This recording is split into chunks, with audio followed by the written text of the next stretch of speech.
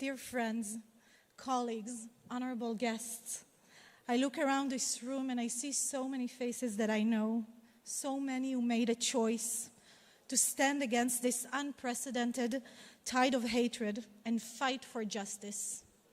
Not because anyone asked us, not because it was easy, but because we knew we had to act.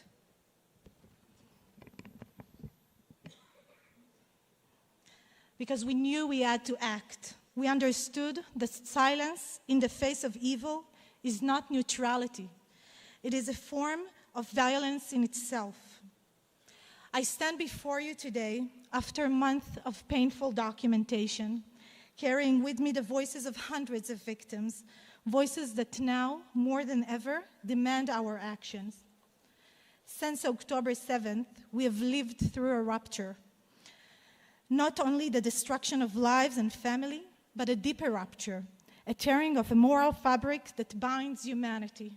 Civilians were massacred, sexual violence was used systematically, acts of terror were carried out with a cruelty so personal that is beyond comprehension. In those first moments, we did not yet know the full scale of the horror. We only knew that women's voices and the voices of so many others were already being buried beneath hatred, denial, and indifference. And so I acted. We acted. We did not hesitate. We did not hesitate, not for one moment. I often say that we walked into fire. The most challenging part of our work continues to be the exposure to the traumatizing materials. We chose to stare into the face of evil, to see what our brothers, sisters, and children have endured. But nothing prepared us to what we uncovered. While documenting the sexual atrocities, we identified systematic torture of families, revealing a new horror, a new crime against humanity, a crime that had never been defined. I often say, if there is hell, this is what it looks like, someone abusing your kin, your loved ones, in front of your eyes. We found ourselves almost unable to bear witness to these atrocities, but we knew we had to continue. As we listened and bore witness, chilling patterns emerged. The same cruelty, repeated across different places, different families, different moments, parents murdered before their children's eyes, children executed while held in their parents' arms, families burned alive together, entire families taken hostage, separated violently, again and again. And it did not end there. Hamas used the victims' own phones and social media accounts to broadcast their torture and death directly to their loved ones. It wasn't one creative terrorist that thought it would be cruel to send a mother the image of her son's murdered body. Let's be clear, families were not random victims, they were the target. Hamas understood that torturing families creates a suffering so deep, a grief without end. The goal became clear, to inflict a level of psychological terror so profound that it would echo across generations, tear apart the very foundations of our society. It was and remains family-targeted terror.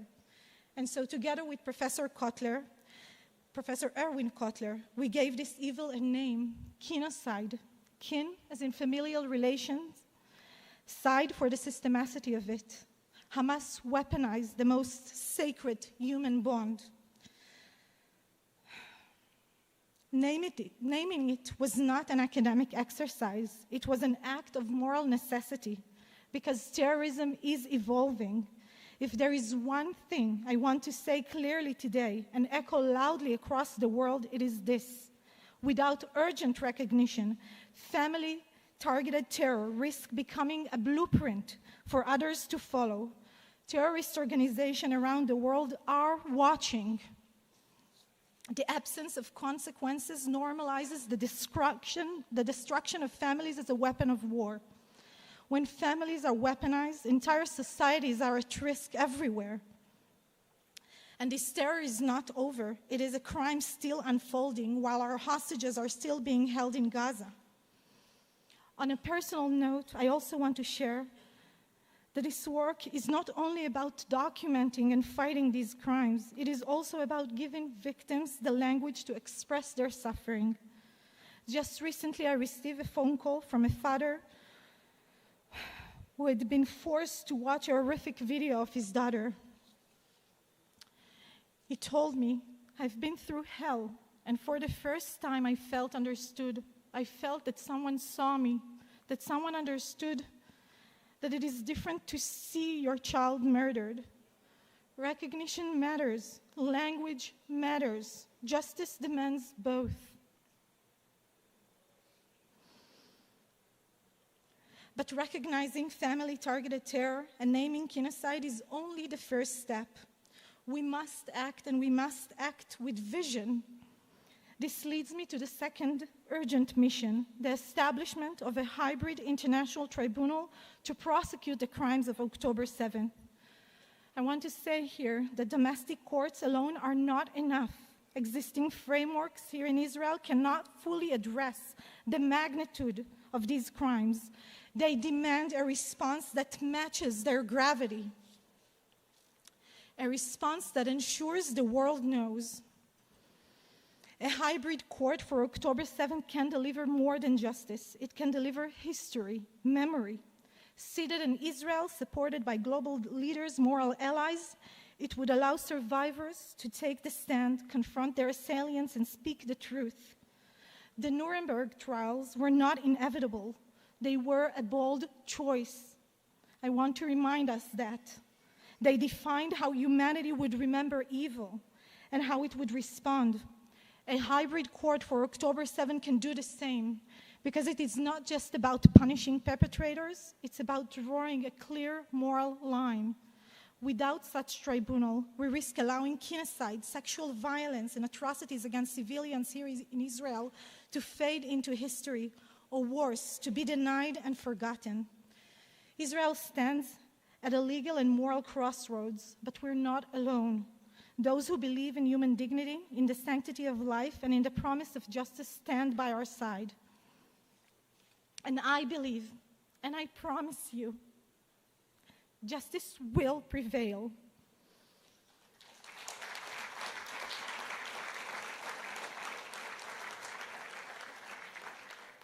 We just need to keep doing our best, knowing that even the smallest acts of courage can bend the arc of history toward justice. Lastly, I hold in my heart the prayer that our hostages may soon celebrate their own exodus to freedom. May they come home now. We must bring them home now. Thank you.